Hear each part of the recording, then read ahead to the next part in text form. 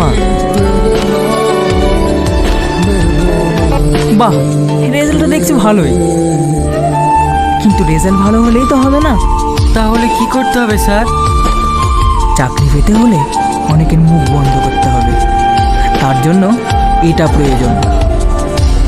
আপনি কি বলছেন স্যার?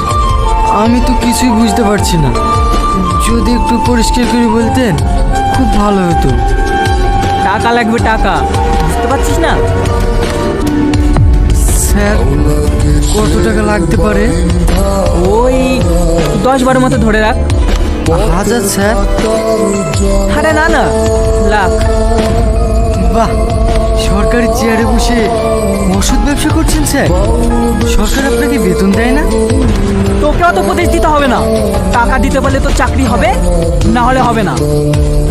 আমরা বেকার যুবক স্যার, বাবা মা অনেক স্বপ্ন নিয়ে আমাদেরকে পড়াশোনা করিয়েছে। আমাদেরকে যদি ঘুষ দিয়ে চাকরি নিতে হয়, এর থেকে লজ্জার কিচ্ছু নেই স্যার। তুই এখন যা তো। যাবো, আপনাকে শিক্ষা দেবো, তারপর যাবো।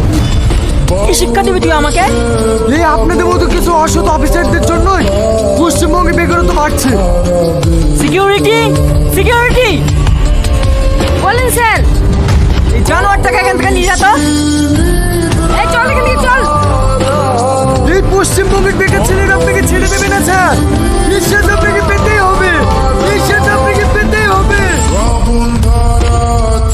সব অফিসে কি তুই এইভাবে ঝামেলা করিস?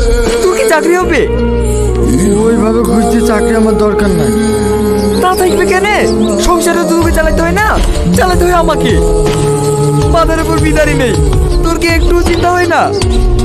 ও গো, ছেলেটাকে এইভাবে বকছো কেন বলো তো? আব্বা, তুমি একটু শান্ত হও। শান্ত? আমি কি করি শান্ত হবো বল? আমি যেদিন চোখ বুঝবো সেই দিন বুঝতে পারবি। আব্বা, তুমি কি বলছো? চুপ কর তুই, একটা কথা বলবি নি। আর তোমাকে বলে দিলাম, তোমার জেলি মাথা বাদ খুলবা না, আর তোর বুক যেন আমাকে দেখতে না হয়।